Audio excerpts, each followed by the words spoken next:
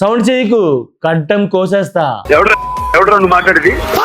మన షోగడు ఛానల్ తరపున బాలబాబు గారికి హ్యాపీ బర్త్డే. చెప్పు ముందు. అందాల ఆట బొమ్మ ఎంత బాగుంది ముద్దుగుమ్మ.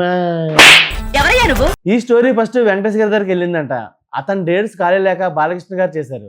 బాలకృష్ణ గారి సినిమా చేసిన తర్వాత ఈ సినిమా ఇండస్ట్రీ హిట్ గా నిలిచింది. ఇలాంటి చాలా ఉన్నాయి, ఇంకా దాచాం కుప్పలు కుప్పలుగా ఉన్నాయి సినిమాలు. బాలకృష్ణ బి గోపాల్ కాంబినేషన్ లో వచ్చిన సమరసింహారెడ్డి మూవీ విశేషాలు ఏంటో తెలుసుకుందామా?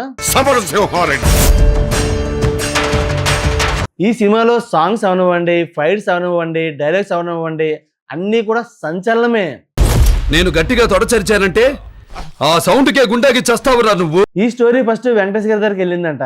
అతని డేట్స్ ఖాళీ లేక బాలకృష్ణ గారు చేశారు. బాలకృష్ణ గారి సినిమా చేసిన తర్వాత ఈ సినిమా ఇండస్ట్రీ హిట్ గా నిలిచింది. ఫ్యాక్షనిస్ట్ గా ఉన్న బాలకృష్ణ అన్ని వదిలేసి ఒక హోటల్లో పనిచేస్తాడు. అసలు ఫ్యాక్షనిజాన్ని ఎందుకు వదిలేశాడు, హోటల్లో ఎందుకు పనిచేశాడు, ఇవన్నీ తెలియాలంటే ఈ సినిమా చూడాల్సిందే. ఈ సినిమా ఫస్ట్ హాఫ్ అంతా సరదా సరదాగా సాగితే సెకండ్ హాఫ్ అంతా కూడా ఫ్యాక్షనిజంతో ఒక ఊపు ఊపేసింది. ఈ సినిమాలో సాంగ్స్ ఉంటాయండి, అన్ని ఇటే.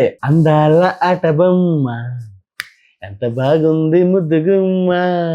అందాల ఆట బొమ్మ ఎంత బాగుంది ముద్దుగుమ్మ. అలాగే ఈ సినిమాలో డైలాగ్స్ కి సపరేట్ ఫ్యాన్సే ఉన్నారు. సౌండ్ చేయకు కంఠం కోసేస్తా.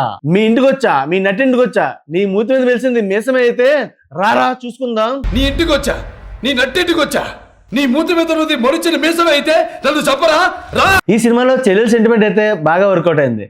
నాకు పర్సనల్ గా చిన్న చెల్లెలు ట్రాక్ మీద జరిగే ఎపిసోడ్ అయితే నాకు బాగా నచ్చింది. ఈ సినిమాకి విజేంద్ర ప్రసాద్ గారు కథను అందించడం గమనార్థం. 6 కోట్లతో నిర్మించిన ఈ సినిమా 30 కోట్ల వసూలు సాధించింది. అంతేకాదండో 104 సెంటర్లో 100 రోజులు కూడా ఆడింది. ఈ సినిమాకి బెస్ట్ డైరెక్టర్ గా బి గోపాల్ గారికి ఫిల్మ్ఫేర్ అవార్డు, అలాగే బెస్ట్ కాస్ట్యూమ్ డిజైనర్ గా రాంబాబు గారికి నంది అవార్డు కూడా వచ్చాయి. ఈ సినిమా బాలయ్య బాబు గారి కెరీర్ లోనే అప్పటికి హైయెస్ట్ కలెక్షన్ మూవీ, అలాగే ఇండస్ట్రీ హిట్ కూడా. ఈ రోజు బాలకృష్ణ గారి పుట్టినరోజు సందర్భంగా ఈ సమరసింహారెడ్డి సినిమా రిలీజ్ కాబోతుంది. మరి మీలో ఎంతమంది ఈ సినిమాకి వెళ్తున్నారో కింద కామెంట్ సెక్షన్ లో తెలియజేయండి. మన షోగడు ఛానల్ తరపున బాలయ్య బాబు గారికి హ్యాపీ బర్త్డే. మరో బ్లాస్ట్ బందీ ఫాస్ట్ మూవీతో మళ్ళీ మీ ముందుకు వస్తా. అంతవరకు సబ్స్క్రైబ్ టు షోగడు ఛానల్.